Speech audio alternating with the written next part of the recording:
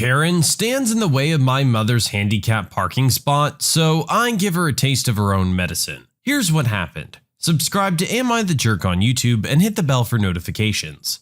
One afternoon at 5 p.m., when it was around 105 degrees in the US, my wife, my in-laws, my 2 kids and I are in a packed parking lot outside of a little market. There also happened to be a fair going on at the same time. There being so many of us, we had to take 2 vehicles. That being said, my mother-in-law is handicapped and needs the special parking that comes along with that. However, there was no open handicap parking spots available. I found 2 parking spots, one being closer than the other. I took the parking spot furthest away so they could park as close as possible, so she wouldn't have to walk far. As I parked, a woman got out of the passenger seat of a parked car further down and walked up to the open parking spot and took her stance. My in-laws tried pulling into the parking spot and the woman would not move. So I did the only reasonable thing you can do in that situation. I stood behind my in-laws' car and in front of the other woman's car, whom the lady standing was waiting for. She yelled at me to move, so I calmly said no. You can't hold that parking spot, she needs to move. She yelled some more and refused to budge, so I did the best thing I could. I told them I have all day, and I sat in the middle of the parking lot in front of that car in the blistering heat. After about 2 minutes of me sitting there, the woman trying to hold the parking spot finally moved so my in-laws could park there. My butt was on fire, but it was 100% worth it as she walked away ticked off. And to make matters worse, the jerk lost her other parking spot and I'm pretty sure they had to park a lot further than they were.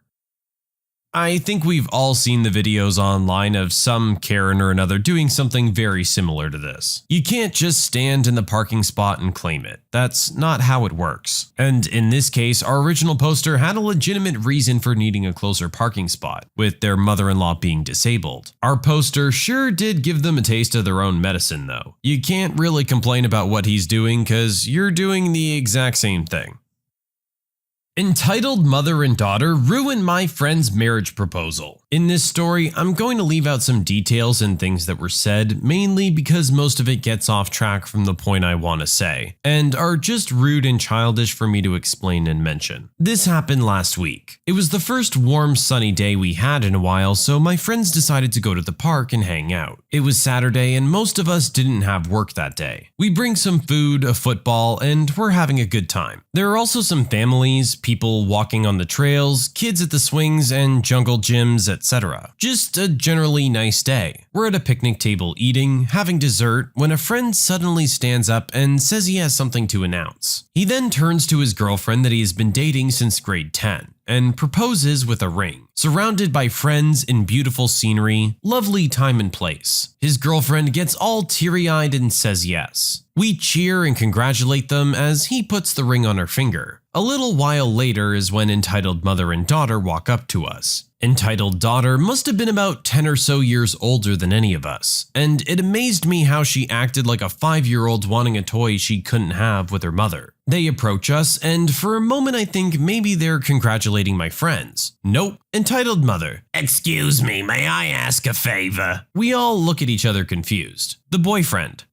Sure. Entitled mother. Could my daughter have that ring? Now, I've heard some pretty dumb things in my life and have dealt with entitled mothers before, but this one takes the cake as the most ridiculous. The boyfriend. What? No! The entitled mother doesn't take that as an answer and continues talking, saying that her daughter needs the ring. When my daughter's ex-husband proposed, he didn't give her a real ring. She needs a real one to feel like a real bride. It ruined their whole wedding and marriage. It shocked me that the woman thought my friend, all of us at that table being broke college students, would have enough money to buy a real wedding ring. It wasn't either. The boyfriend. Well, I'm sorry to hear that, but she can't have the ring. Another friend. Wait, you said ex-husband, right? Why does she need the ring if she's not even married anymore? Entitled daughter. Because the wife gets to keep the engagement ring even after the divorce. Everyone knows that, silly. The girlfriend. But why do you need my ring? Entitled daughter. I'm reaching my 30s. It's too late for me to find love and marry again. I need a ring to remind me that I'm still worthy. Me. But what about the ring you got from the divorce? And at this point, I kind of found it hard that she'd ever been engaged to begin with. Entitled daughter. Because it wasn't real. I need a real one. The girlfriend.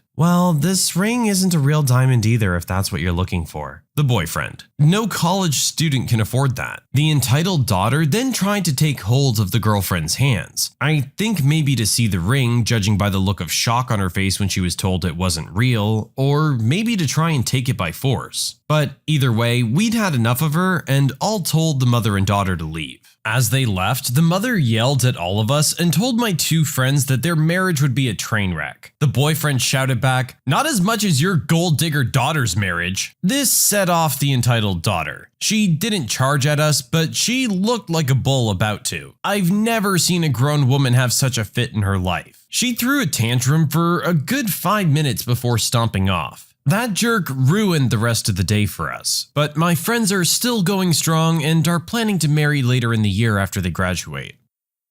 I understand why the husband left her, I think. This woman sounds like a nightmare. One of the most entitled people I might have ever heard of. It's quite clear that her mother has been enabling this for a long time. That takes a lot of kahunas to walk up to someone and just ask for their engagement ring. Like, what makes you think you have the right to just walk into this moment, this special day that these two are having, and take it away for your daughter who isn't even getting married, isn't even married, she's divorced? What? Why do you want this ring? What makes you think you're in any way entitled to it? This story just makes me mad.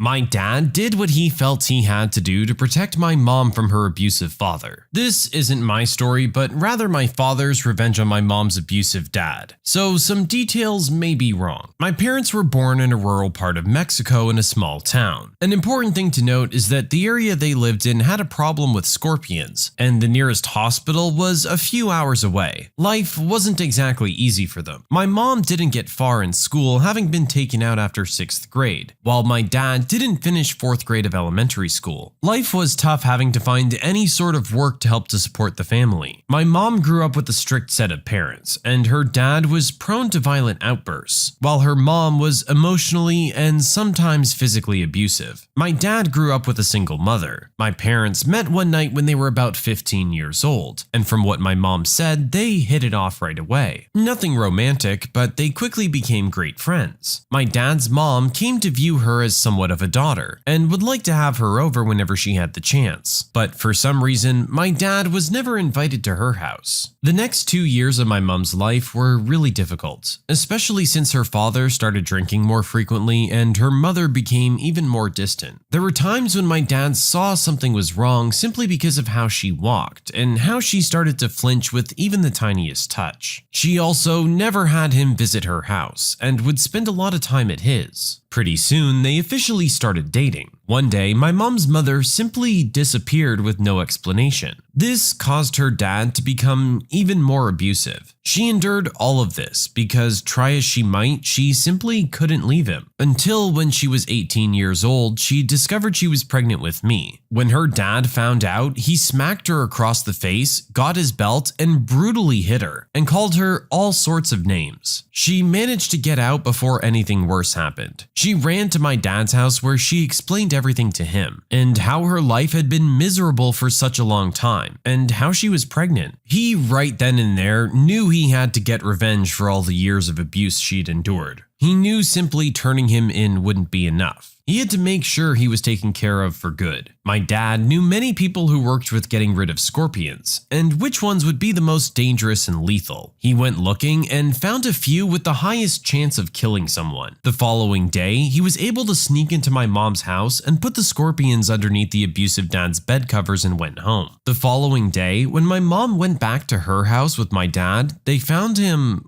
gone in his bed. She was horrified and shocked. My dad pretended to be shocked too. They got married soon after I was born. They moved to the States after applying and getting accepted for a work visa. He kept this secret for many years, and when he finally told her, she was both upset and happy. She was glad he told her, and that jerk being gone changed everything for both of their lives. Okay, this one's pretty intense. There were plenty of other ways to deal with this situation that wouldn't have been quite so permanent. At the end of the day, no matter what the situation, I can't sit here and give our original poster's dad the thumbs up for what he did. I totally understand that he felt he needed to get her away from her father, but this was not the way to do it. There's really not much else for me to say on this one, honestly. I get it, but just no. The bouncer tried to steal my ID, insisting that it was fake. This happened a few years ago. I definitely look older now that I am older, currently 27. But when I was 25, I tried to get into a bar back in my hometown. I was in line with my friend who was in their mid-30s. The bouncer was checking all IDs, which is pretty usual. I hand him my real ID. I'm above the legal drinking age, so shouldn't be a problem, right? The bouncer examines my ID way harder than he did my friend's. Then he scans it, which he didn't do to anyone else before me. The scanner approved it, but he's not buying it. He looks at me and asks me the name on my ID, which I tell him. I know all the information on the card because it's my real ID. He proceeds to take my ID and tells me he knows it's fake and that he's keeping it. I start to kinda panic and defend myself, telling him it's real and I can show him my debit card or something else to prove it. He stands his ground, trying to wave me off, and starts helping people behind me. I start getting upset, telling him to just give me back my ID and I won't go into his stupid bar. He refuses, saying he'll call the cops if I don't leave. I told him, yes, please do call the cops. That's my ID and you're trying to steal it, which can't be legal. If you don't call the cops, I will. My friend comes over to see what's going on, and I explain that the bouncer thinks I have the most impressive fake ID known to man and is trying to take it. She turns to the bouncer and explains that I'm 25 and of drinking age. Apparently, she knows the owner of the bar, so she demands that the bouncer return my ID, and that the owner will be hearing of this. The bouncer ends up handing my real ID back to me. I'm so heated now, I open my wallet and start pulling out all my cards, saying, see, look, my name is here, look. He just stood there being dumb. I got my ID back and we didn't drink there that night. That bar is no longer in business. Probably not because of the jerk bouncer or anything, but screw that guy. Bouncers are notorious jerks. Honestly, like, it's in the job description. But the fact that your ID checked all the requirements and he just took it upon himself to assume it was fake and then not even give you the chance to prove otherwise just shows what an arrogant jerk this guy is. I hate to say it, but he's probably in the right line of work. Unfortunately for our original poster. I walked out of my sister's wedding because she refused to let my husband be in any of the pictures. I'm a 31-year-old male. My sister, Anne, 34, got married on Saturday. My husband of 7 years, Mark, who's 32, was there with me, and up until one point, it was an amazing evening. After the ceremony, Anne wanted a picture of all of our siblings, there's 5 of us, and their respective partners, so we started lining up. When Anne saw that my husband was standing next to me, she shook her head and said something about him ruining the aesthetic. Apparently, her plan was to put one woman and one man next to each other alternately. My youngest sister, 18, who doesn't have a partner and was standing on the very side, offered to stand between the two of us, so we could be close and Anne's wish would still be respected. I thought that was a great solution, but Anne disagreed and told Mark to get out of the picture. He's quite introverted and tries to avoid confrontation under all circumstances. So he simply complied and told me to not get angry, but it was obvious that he was hurt and disappointed by being left out. Obviously, it didn't stop me from getting angry, and I walked away with him. I can understand that Anne wants her wedding pictures to look exactly how she imagined them, but I think the idea my younger sister proposed was very reasonable. I congratulated Anne and her husband one last time, but then I I said my goodbyes. When I was asked why we were leaving early, especially before taking the pictures, I said that I didn't feel like our presence was wanted. We left before dinner was served, and I took Mark out to his favorite restaurant to cheer him up a little. Anne has texted me since saying that I was being overdramatic and making a fuss over nothing. Our parents have tried to remain neutral, but except for my youngest sister, the rest of the family supports Anne and thinks that leaving early was going too far and that I should have sucked it up instead of ruining her big day. Am I the jerk for leaving early?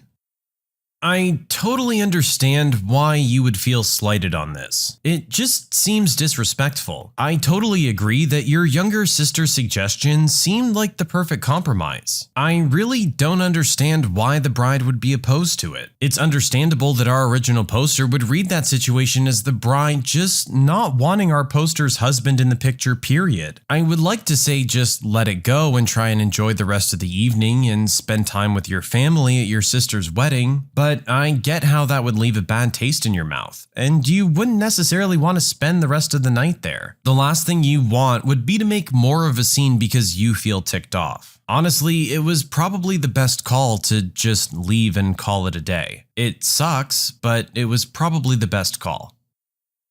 I gave my parents an ultimatum. They need to choose between me or my brother. I, 21-year-old male, have a brother, Tim, who's 24. Ever since we were young, he's always bullied me for not being as smart as him, and sneering at my passion for sports. Our parents tried to stop him, but Asian household meant they valued brains over brawn, so he was always favored growing up. Less so now as I have a stable job and am able to show my worth. I do still love them, but not Tim. He can't bully me as much as I outmuscle and outsize him, but the insults and jabs over the last 10 years are a sticking point. At the end of last year, I came out as gay. My parents took time to accept it. Dad is even going to Asian support groups to find out more. Tim, however, went off the rockers, verbally screaming about how I was a disgrace and a shame, how I must have ruined our genes, and mocking whether I even had real man bits. Mum says he just needs more time to process, but he's shown none of that, getting worse and joining this religious group at his university. This weekend, I came home late to find my room had been completely emptied. My clothes, posters, all my gym and sport equipment, all my books, everything gone. The only thing intact was my laptop. I asked my parents and they had no idea, as they were out and had left the house to Tim and his project group. I called him downstairs and he said that he was curing my perverted ways and that him and his religious group are gonna change me for the better. I won't repeat everything he said, but he made a list of everything he threw out and why each item made me a pervert. Among the items he threw out was a signed item worth $1,200. I'm finally fed up and straight up told my parents that either he stays or I stay, but I'm not living with someone who hates me. I recounted since I was young about him bullying, insulting, stealing, and ruining my stuff. This wasn't the first time. I made it clear that while I love them, if they still supported Tim ruining my life, I was cutting off contact. I grabbed my laptop and bag because I had nothing left, and I left, staying at a friend's place. I've cooled down and called my mom saying that I won't cut off contact, but while Tim is still living at home, I won't ever be visiting. She's begged me to reconsider, saying that we can still fix the relationship, that she and Dad are gonna get my stuff back, but I'm adamant that I can't coexist with Tim. I have money saved up so I can rent and survive easily enough. So living is not an issue for me, unlike Tim who's still studying. My friends support my decision to move out, but my relatives have been saying that I'm going overboard, that I shouldn't punish my parents for what Tim did. They all say I'm a jerk for forcing my parents to choose between their two sons, even if Tim is wrong. I'm close to my relatives. I have a cousin who may as well be my actual brother, and even he thinks I shouldn't be so aggressive with cutting Tim out. I do feel bad for my parents, but I don't think I'm wrong to get away from that toxicity. Am I the jerk? I think you're completely right. You don't need that kind of stuff in your life. Your brother sounds like a horrible, hateful person. And I understand how having your parents, the people that you love the most, still support this person who's making you absolutely miserable can be really difficult, but you get it at the same time. He's still their son, too. They can't really just abandon him. It sucks that this is what it has to come to for everyone to feel like they're in a safe environment, but maybe that's what has to happen. I am glad that you reconsidered completely cutting out your parents, because at the end of the day, I'm sure they don't want any of this. They want both of you to be happy and love each other and be good brothers. Unfortunately, they only have so much control over the situation. It sounds like the rest of your family is very supportive of you. Maybe you just move forward without your brother involved in your life. You'll be better off, it sounds like. Just focus on surrounding yourself with the people who are positive and do support you. When you subscribe, make sure to hit the bell to turn on notifications. Put the playlist on in the background to finish listening to all the stories, linked at the top of the description. And if you like Am I the Jerk, give Am I the Genius a shot, linked in the description as well. Either way, thanks a lot for watching, and we'll see you guys next time.